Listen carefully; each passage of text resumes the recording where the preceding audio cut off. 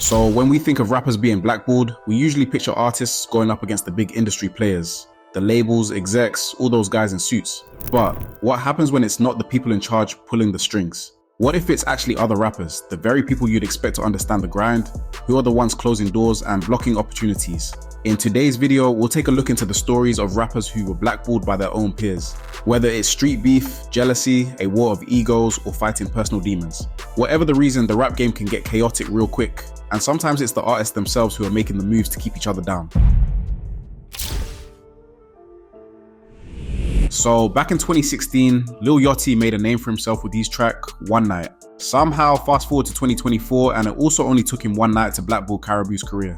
At first a lot of people just thought this was Lil Yachty's new industry plant, and the two seemed close, but everything changed on August 22nd when leaked info from a Red Lobster employee sparked a massive fallout. Yachty didn't hold back, publicly calling out Karrahboo, claiming she couldn't rap, and that her lack of music was why his Concrete Boys label was $900K in debt. Tell people how you verbally abuse people. How you told me you gonna me when you see me. Tell people how you talk to people, bro. Your brain is clinically imbalanced, bro. You $900,000 in a hole and I got receipt. $900,000 concrete in a hole. Although Caribou first joined Yachty's Concrete Boys in 2022, she originally started as his assistant. They met through mutual friends, hit it off, and eventually Yachty fired her. But instead of staying down, Caribou launched her music career, dropping her debut single Money Counter in October 2022, which caught Yachty's attention, leading him to sign her to his label. All this shit is facts, it's off the dome. I put myself in chrome, he blowing up my phone. You mad at me, he won't leave me alone. She soon dropped more singles like Box the 40, and it seemed like her future in rap was bright. However, the real issue came to light. Surprisingly, she never truly wanted to be a rapper. In interviews, she mentioned her true dream was acting and that rapping was just a way to get there. Oh no, that's when I really was like, no, I want to be a rapper. That's hard. Cause I was like, it can help me get to be an actress. And do everything else that you just Yeah. got on your list that you want to Facts. talk. And it's still fun, like I'm vibing. But this was the kind of attitude people took negatively, and it all came to a head when Yachty exposed her during his viral rant.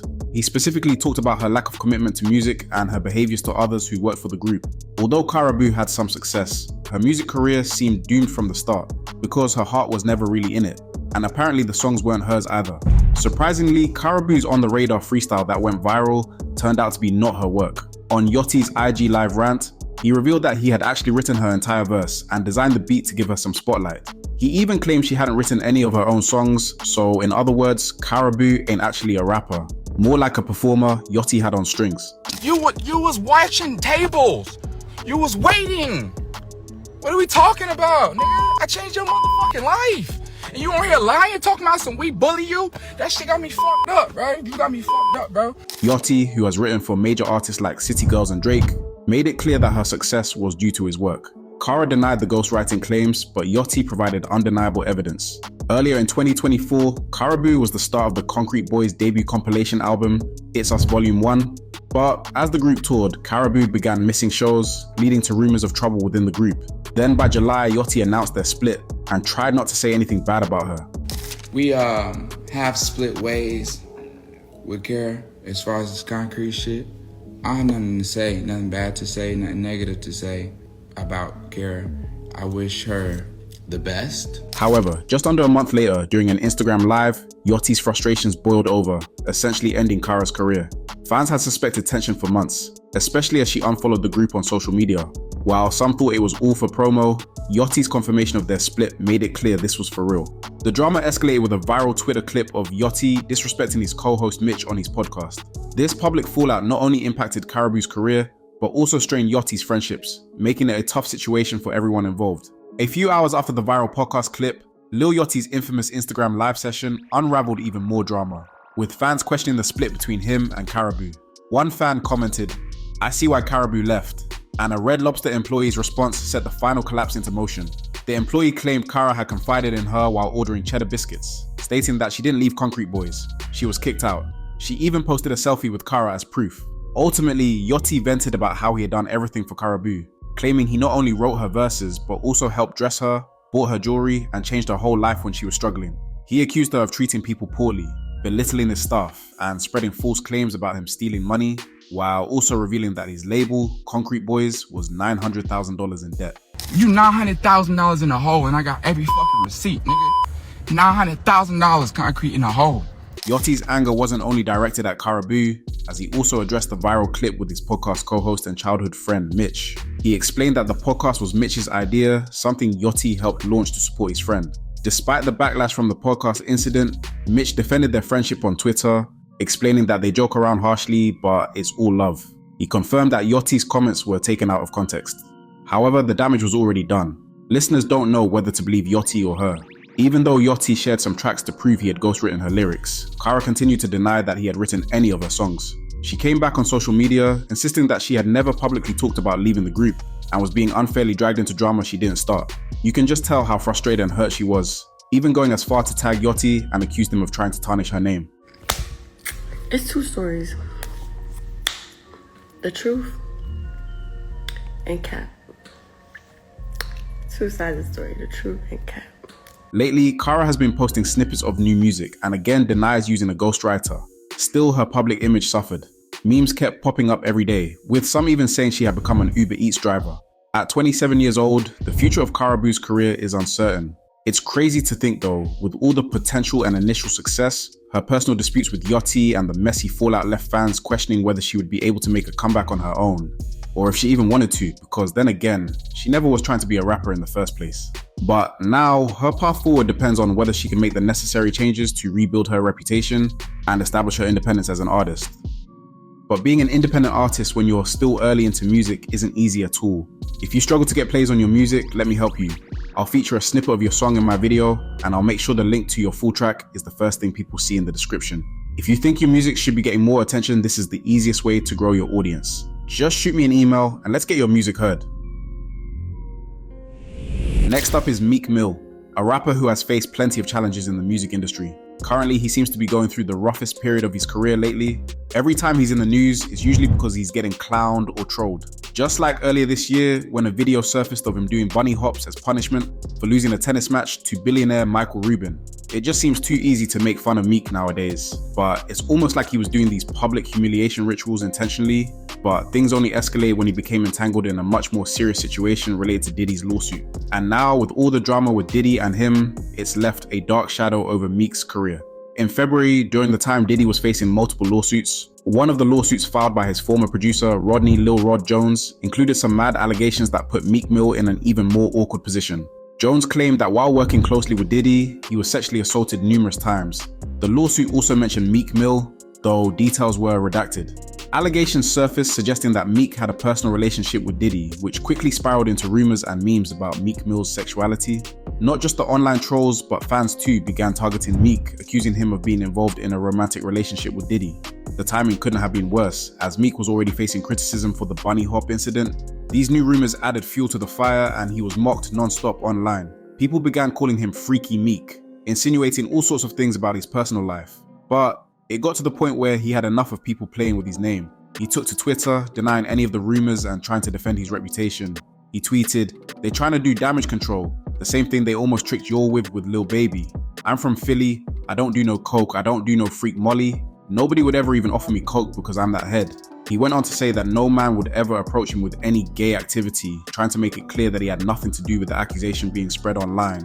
While the Diddy case unfolds, with more witnesses coming forward, over 120 victims and even a 9-year-old boy included, Meek Mill has found himself trying to separate his name from the mess. He even offered $1 million to anyone who could prove the rumors true, asserting that there's no way these stories have any merit. Meek didn't stop there. He also announced that he was hiring an investigative team with $100K in cash to find out who's behind the media campaigns linking him to Diddy's lawsuit. Meek believes someone is deliberately trying to ruin his reputation, suggesting that bad press is being pushed to discredit him and blackball him from the rap community. And the divide between the LGBTQ community and the rap industry has always been a thing though. Rap music has been built on tough foundations where proving your toughness, masculinity, and resilience is key.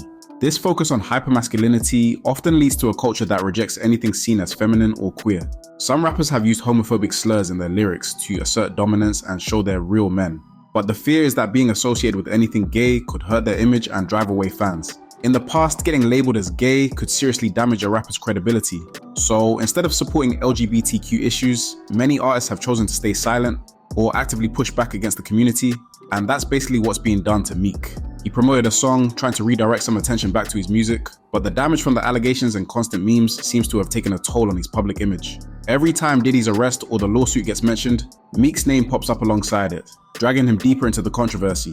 The ongoing Diddy case could reveal more details, but for now, Meek Mill is in damage control mode, trying to clear his name and stop the spread of what he sees as false and damaging rumors. As the situation continues to evolve, it remains unclear what impact these accusations will have on Meek's career moving forward. However, the memes and public trolling show no signs of stopping anytime soon, leaving Meek in an increasingly difficult position. People think this whole situation is hurting the performance of his music sales too. Meek's latest EP, which he claimed only garnered 368,000 streams on Spotify, only sold 6K first week. To be fair, this was only a 5-song EP, but he did promo it a lot. Low music sales is one thing, but the internet took further shots at Meek's relationship with white billionaires like Rubin and Robert Kraft, accusing him of playing the role of a subservient good boy when in their company, while failing to live up to the image of a street-hardened rapper he plays out to be. Interestingly, Michael Rubin, a close friend of Meek Mill, eventually stepped in to defend him. In response to the rumors and jokes about Meek's sexuality, Rubin publicly stated that Meek doesn't have a gay bone in his body, and criticized the internet for trying to tear down someone based on baseless rumors. He talked about how people are quick to lie and tear someone down, especially when Meek had done nothing wrong.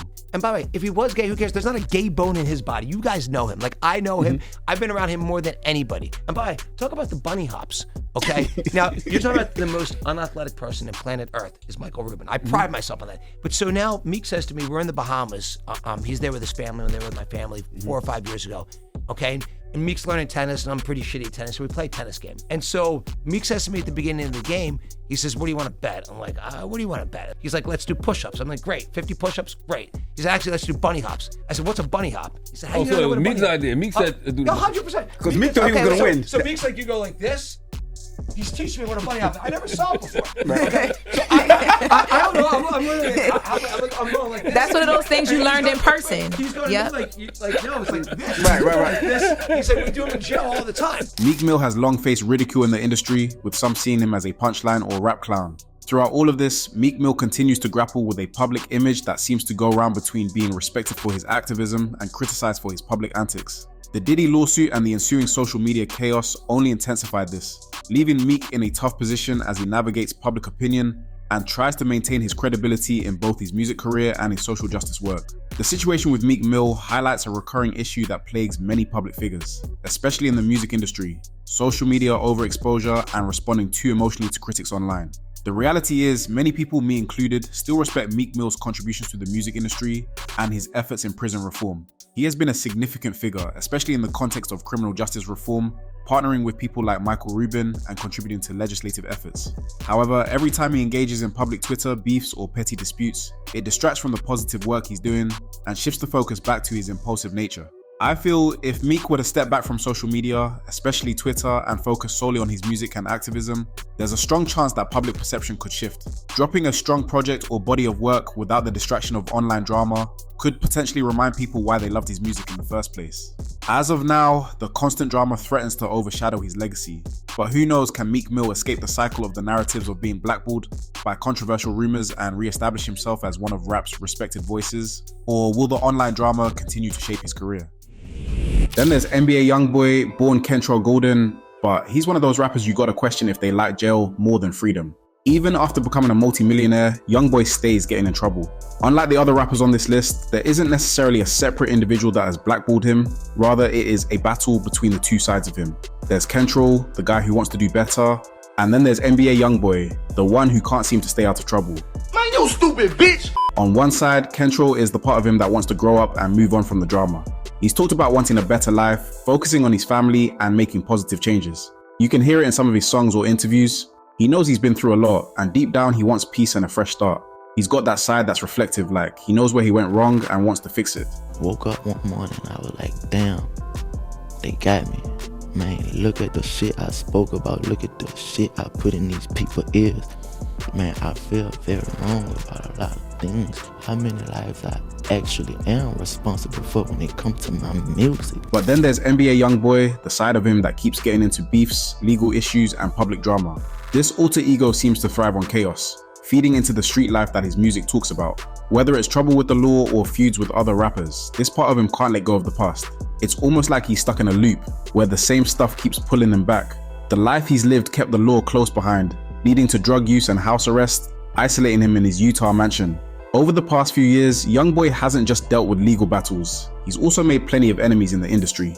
Now, with charges stacking up and nowhere left to turn, it feels like YoungBoy might be out of options. Right now, he's in one of the toughest spots ever, facing up to 10 years in prison. This follows several years of house arrest due to a firearm charge. His fans are understandably worried that this could be the end, pointing to his inability to stay out of trouble as the main reason for his downfall. The 24-year-old, whose real name is Kentrell Galden, is facing dozens of charges accusing him of being involved in a large-scale prescription drug fraud ring. Despite being a chart-topping artist with 4 #1 albums and massive streaming numbers in 2020, YoungBoy's real consistency has been bouncing between dropping hits and serving time. His latest legal mess started during a music video shoot where he, along with 15 others, was hit with federal gun charges. As a convicted felon, this landed him under the microscope in an operation dubbed Never Free Again. But instead of getting locked up, YoungBoy was put on house arrest in Utah. He was seemingly making plans for life after the ankle monitor, with his manager hinting at a tour starting in Chicago in late 2022. Then things got worse. Earlier this year, while awaiting trial, he was hit with new charges: drug fraud, forgery, and identity theft. Apparently, YoungBoy had been posing as doctors and even elderly women to get his hands on prescription drugs. Pharmacies caught on when they noticed odd terminology and inconsistent details, and the police took a closer look. This was pretty strange even for YoungBoy, but his situation points to the deeper issue: his addiction. It's clear that drugs have been a huge part of his struggle, which has only intensified while isolated at home. Even his music is suffering. His last mixtape barely broke the top 20, and his career momentum has slowed down a lot. Even after signing a new deal, he's become increasingly isolated in the industry. His beef with Lil Durk and involvement in the situation surrounding King Von's death only deepened his distance from other rappers. As a result, when he drops music, he doesn't get the same support from peers as artists like 21 Savage or Future. YoungBoy has also expressed disdain for the music industry itself, once even offering to quit if someone paid him $100 million for his music catalogue. In interviews, he's made it clear that he's over the fame and would rather live a quieter life. But his personal issues, especially his drug use, seem to be driving him down a dangerous path. He's shared concerning images of himself surrounded by drugs, and fans worry about his mental and physical health. With all these issues stacked against him, it's no surprise that his career, mental health, and relationships have taken a hit. Despite all his talent and success, Kentrell finds himself in a dark place. Right now, YoungBoy is his own enemy of progress. He's super talented, but all the trouble keeps holding him back from reaching his full potential. It's hard not to feel like this might be the final chapter in his chaotic story. Here's hoping he finds a way out of this mess when he finally gets a second chance at freedom. But YoungBoy is not the only one who felt the aftermath of the Von situation. When King Von was tragically killed in November 2020, it wasn't just his family and friends who were hit hard. The whole rap world felt the shockwaves. But one person who felt it differently was Quando Rondo. Quando's rise to fame began in January 2018 when he collaborated with Lil Baby on the track I Remember.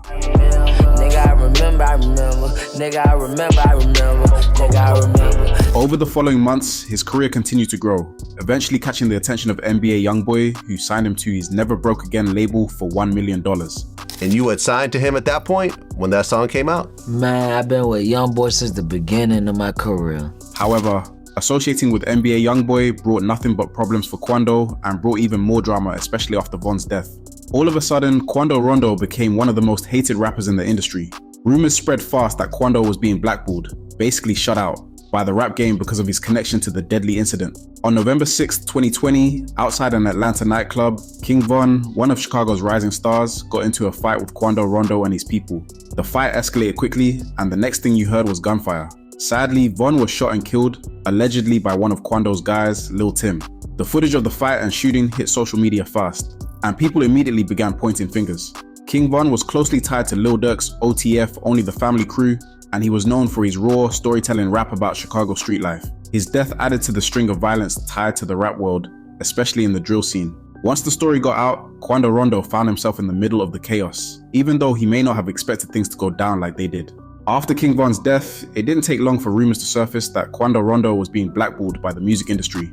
For Quando Rondo, the signs were there early. Rumors began circulating that Lil Durk had put $1 million bounty on Quando's head so he couldn't book shows because promoters were scared of potential violence. After all, with the whole beef between him and Von's camp, Any live performance could turn into another person's funeral. Concert venues and promoters, especially in cities like Chicago and Atlanta, wanted nothing to do with that risk. Even beyond that, Quando started seeing a lot of hate on social media. His posts were flooded with comments about King Von, and the hashtag RIP King Von dominated any conversation about him. But one of the biggest signs of a potential blackball was the silence from other rappers. Rap is all about collaborations and co-signs, and for an up-and-coming artist like Quando, those connections are needed. But after the altercation with Von, a lot of artists who had worked with Quando or supported him before were nowhere to be heard or found. It's like they didn't want to be involved or take sides, knowing the consequences that might come with it. Hip-hop isn't just about music. It's tied up with street culture where gang affiliations and local beefs play a big part. Quando Rondo's crew is associated with the Crips, while King Von was tied to the Black Disciples BDs. This wasn't just a fight between two rappers. It reflected a bigger picture of gang politics that affects both the streets and the industry. Lil Durk, who was like a big brother to King Von, is one of the most influential figures in today's rap scene. After Von's death, Durk's loyalty to his OTF unit meant that anyone associated with Quando Rondo was going to have a hard time navigating the industry. While Durk didn't publicly say he was blackballing Quando, it was clear that a lot of people in the industry were taking sides. Durk's power and influence meant that many artists stayed away from Quando to avoid getting involved in the drama. But it wasn't just Durk. The fans also played a massive role in Quando Rondo's supposed blackballing. After King Von's death, public opinion was overwhelmingly against him. The comments under his post on social media were filled with death threats, and even casual fans were calling him out. Looking back, Quando was already guilty in the eyes of the internet. Quando didn't help himself out either though. He dropped a track called End of Story, where he seemed to address the night of the shooting. For a lot of people, it felt like he was being disrespectful or trying to capitalize on the tragedy. Fans and critics alike thought he should have taken a more low-key approach, especially so soon after Von's death. Now every blog, news outlet and YouTube channel was covering the beef between Quando and Von's camps, with many painting Quando as the bad guy. The whole situation became less about the music and more about the street wars, and Quando found himself caught in the middle of it all. The fallout was immediately brutal for Quando's career. Before the fight with King Von, Quando was on the rise. He had a loyal fan base and his music was gaining traction, but after that night, everything changed. And when I say everything, I mean everything. Shows got cancelled because no one wanted to take the risk of someone getting shot. A December 2020 show in Macon, Georgia, for example, reportedly had only about 50 people in attendance. So yeah, there's no denying, that's a massive drop compared to the crowds he used to pull in. Even though he continued to release music, including his mixtape Still Taking Risks, it didn't get the same attention or success as his earlier projects and only sold 9K first week. The title of the mixtape seemed relevant though, as Quando was still taking risks by staying in the game despite everything going against him. Then again, there's always going to be people that argue if Quando Rondo or any of the rappers here were really blackballed. Well, to be clear, back in the day, blackballing was almost always done by powerful label executives. But with the rise of streaming and independent releases, artists have more control over their careers. However, that doesn't mean blackballing isn't a thing anymore. It just looks different. Throughout all of this, Quando couldn't avoid the retaliation. In August 2021, Quando and his entourage were ambushed in Los Angeles, leading to the death of his cousin, Lil Pap. While Quando survived the attack, it solidified the belief that he was being targeted. Fortunately, Quando remains alive and untouched to this day, and hopefully there isn't any more violence that comes his way. He continues to drop real raw music and stay in the game, but the question remains, will he ever fully bounce back from the shadow of King Von's death? Or is he destined to remain on the fringes of an industry that seems to have turned its back on him? Anyways, that's it from me. If you stay to the end, you're a real one. Don't forget to like, comment, and subscribe. The email to contact me for helping you to grow your fan base will be pinned in the comment section below. And if you like this video, you'd probably enjoy the ones here on screen too.